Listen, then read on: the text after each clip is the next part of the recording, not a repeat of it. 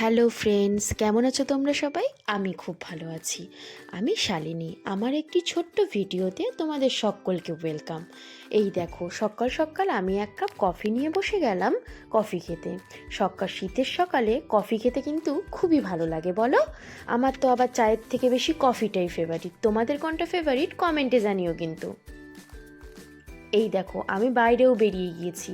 আমার একটু ব্যানারের দোকানে যাওয়ার ছিল সকাল সকাল, তাই সকাল সকাল বেরিয়ে পড়লাম। আমার একটা ব্যানার বানাতে দিতে হবে। আমি কিছু স্কুল প্রজেক্ট বানিয়ে থাকি, আর আমি মেহেন্দিও পরিয়ে থাকি।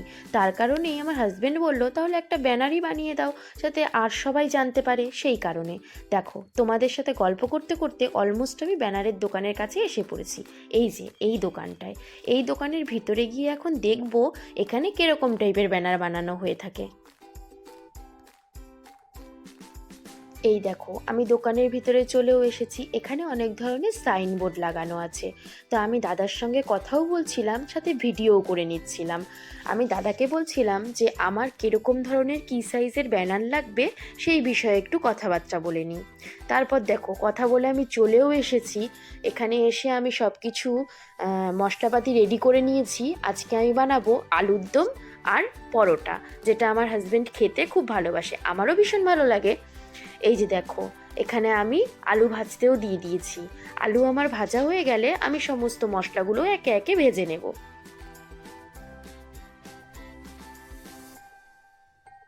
দেখো, তেল গরম হয়ে গেছে। আমি এই হিংটা ইউজ করি, তোমরাও ইউজ করতে পারো। হিংটা ভীষণ ভালো।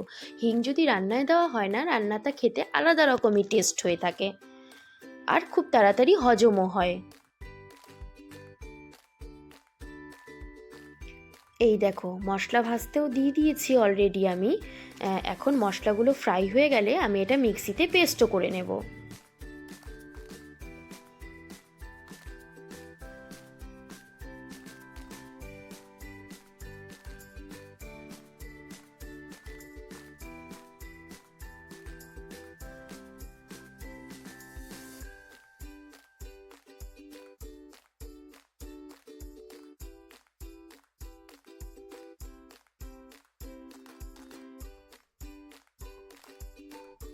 তোমরা কে কে এভাবে আলুর দম বানিয়েছিলে আমাকে কিন্তু কমেন্ট করে জানাবে। এই দেখো, আমার মশলা ভাজাও হয়ে গেছে। এখানে আমি মিক্সিতে নিয়েও নিয়েছি, আর সমস্ত যে গুঁড়ো মশলাগুলো দেখেছিলে সেগুলোও এখানে দিয়ে দিয়েছি। সবটা একসাথেই পেস্ট করে নেব।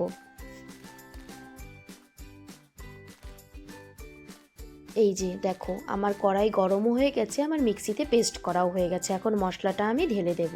এই যে মশলাটা আমি ঢেলে দিলাম। এখন সামান্য একটুখানি জল দিয়ে মশলাটা ভালো করে কষিয়ে নেব।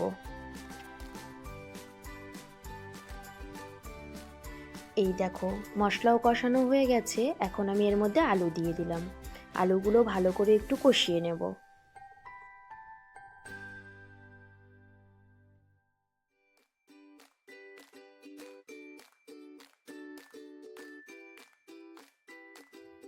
এবার আমি এর মধ্যে সামান্য একটুখানি জল অ্যাড করে দিলাম, আর একটু ধনেপাতা কুচি দিয়ে দিলাম। শীতকালে কিন্তু সমস্ত সবজিতে ধনেপাতাটা খুবই ভালো লাগে, বলুন? এই যে দেখুন, হয়ে গেছে আমার আলুর দম রেডি। এখন আমি বানাবো পরোটা।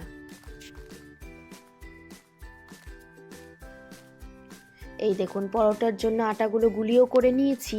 এখন পরোটা বেলে নেব, বেলে পরোটা ভেজে নেব।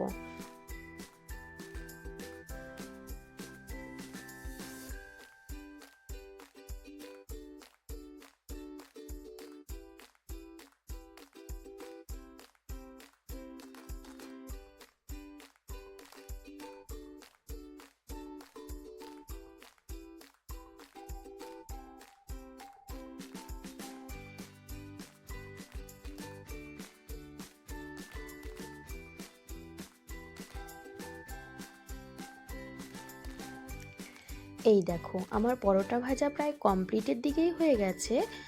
চলো এবার খেতে দিয়ে দিই।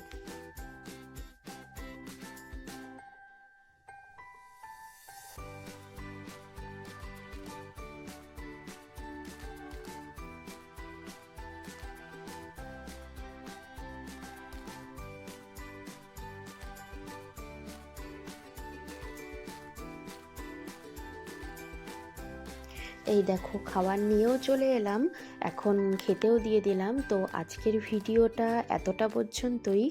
যদি তোমাদের কোথাও ভিডিওটা ভালো লেগে থাকে তাহলে অনেকটা পরিমাণে ভালোবাসা দিও, সাথে থেকো, সবাই ভালো থেকো, সুস্থ থেকো।